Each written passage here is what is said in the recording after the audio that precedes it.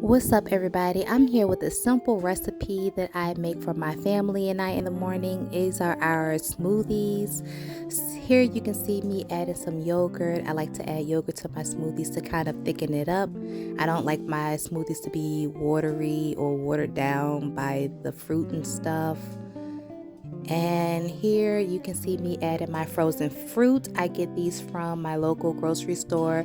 They're usually on sale 10 for $10, something like that. And then next you're going to want to add your greens, your leafy greens, just to add the healthy stuff to the mix. You can add kale, spinach too. And then we have some orange juice. I like to use orange juice in my smoothies. Some people use coconut water, almond milk, things like that, but I like orange juice.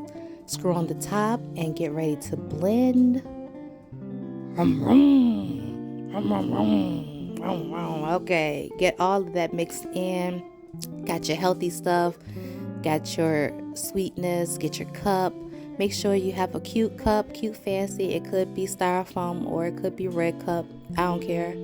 Grab a cup and make sure you grab a straw. Keep it fancy, girl. And there you have it. Morning smoothies. Like and subscribe.